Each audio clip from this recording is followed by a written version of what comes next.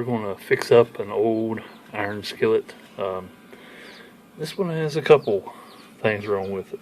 You can see there on the handle and part of the side walls, it's got some rust issues, but it's also got some type of glaze in the bottom. I don't know if this is leftovers from where it was seasoned before, misuse, whatever, but we're going to try to get all that out and start with bare metal and re-season this skillet.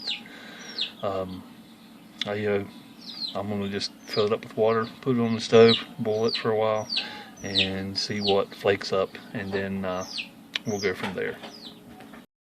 Alright, with the water boiling, just take a butter knife and get in there and scrape around, and whatever that film is, it's actually coming off pretty good with this boiling water and scraping it off.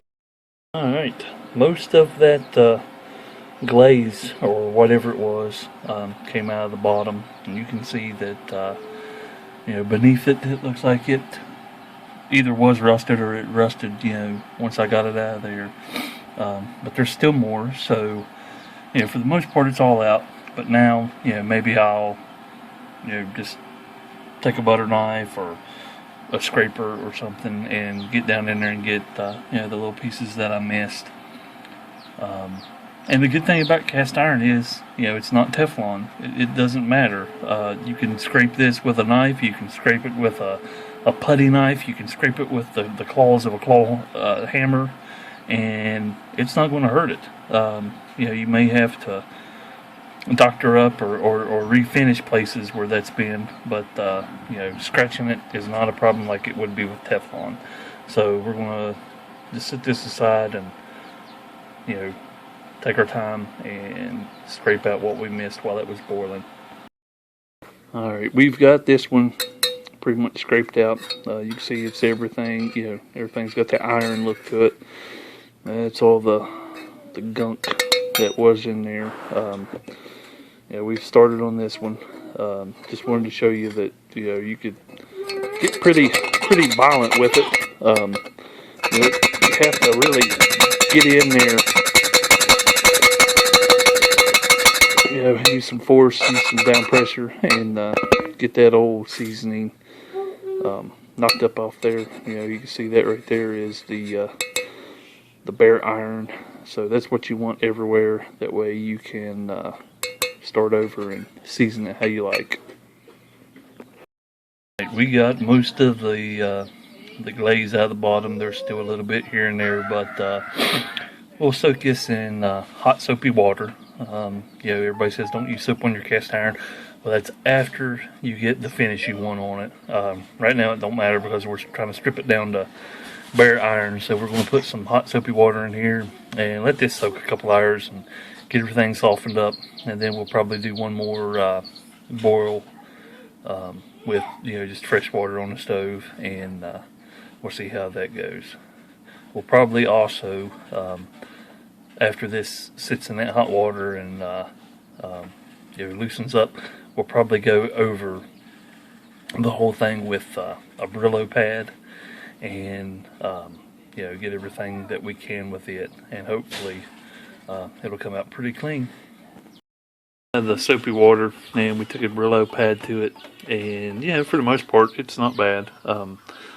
Some are a little cleaner than others, but we're going to go and run it through another cycle of boiling the water, and maybe do a little bit more scraping, a little bit more scrubbing with the Brillo pad, and then I think we'll be ready to season. I think we're finally ready to start seasoning on it. It's just now drying, and you can see there's a haze of rust right there, and a little bit in other places, and that's a good thing. That means we're down to the bare metal, and that's where you want to be when you get started seasoning this. So our prep is done. The next thing we'll do is season it. Alright, I did want to mention too on this one that we didn't do anything as far as prep on the backside. Mainly that's what'll be against your burner, your campfire, your heat source or whatever. So as far as stripping it down and getting rid of anything on it, it's not really that big of a deal. Like it was the surface where your food will be. But we will put a little coat of oil on that, just so we don't have the rust spots and whatnot showing through every time we use it or every time it gets wet. Start with a pretty good hot oven, 450, 475. Get that up to temperature before you actually throw your pans or whatnot in there. All right, we got part of it oiled. You want to end up with a thin coat of oil, on all the surfaces. So, I just use a paper towel. Looks pretty gross, but you got all that rust and stuff that you're moving around. So, it'll look pretty bad the first 1 or 2 times that you oil it up. This is olive oil. Any edible oil or fat really can be used to season with, but I like olive oil better than vegetable or corn oil or the others that you generally have on hand. You can even use lard if you want to, but like I said, you want a thin coat. Like you can see some pulling in a couple of those sections in the rear, so I'm dabbing my towel in there to spread that elsewhere. And then once we actually go into the oven, I'll put that face down, and then that way any extra will drop out rather than accumulate in there. And I think that's what caused the real glossy puddles in the bottom of it to begin with. It was seasoned, but it wasn't done quite properly. We got the outside oil too. Like I said, just one skim coat, and that'll probably be the only oil we'll do on this one. Our rag's pretty gross, so we'll get rid of it for this go round. Everything on the inside has a thin coat of oil, and like I said, just make sure everything go around. Look at all the little cracks and whatnot. But a regular iron skillet or a Dutch oven or anything like that would be a lot easier. This one here has quite a few little crevices in it and parts that's hard to get into. So it's a little bit more work, but it'll definitely pay off when it's done.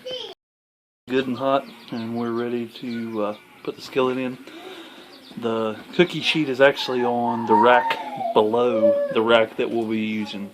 It's just there so that if we have a bunch of oil drips and whatnot, it'll get caught on the sheet rather than going into the bottom of the oven. Open up the door and smoke's kind of coming off of them. Don't be alarmed. It's just the way it happens. I don't guess you're technically burning the oil on. You're kind of baking it on, but there is some smoke, and depending upon what type of oil you decide to use, it may be more and it may be less.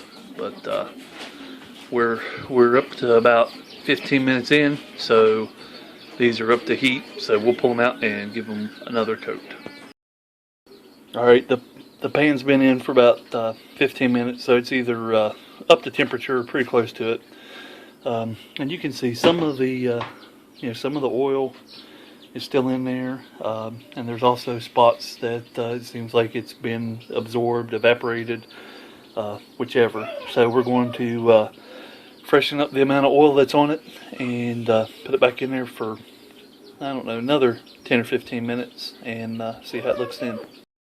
This is the second go round with the baked on oil.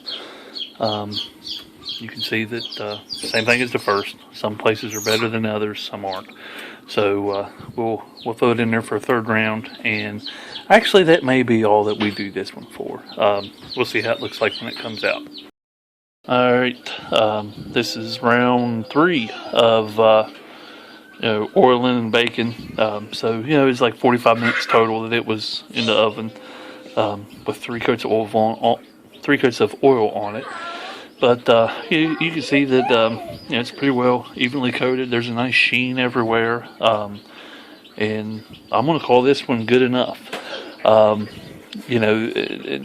of the reasons too is this is a cornbread pan, and that's what we're going to use it as, is cornbread. And my wife uses quite a bit of grease when she's making cornbread, so there will be no issues with this sticking or anything. If this was a regular skillet that we were used for frying eggs and whatnot, I'd probably go 2, 3, 4 more times with the oil and let it get in there better and have a better surface. But for what we're using it for, this is going to be perfect. And we'll give it a once over scrub with just hot water and a nylon brush before we put it up. And if you want your seasoning to stay maintained on your cast iron, boil water and dump it over it, and scrub it with just a brush. But you want to kind of stay away from the soap, because the soap is what takes the oil away, and then that causes them to rust. But hope this helped. It worked for this one, so good luck with yours.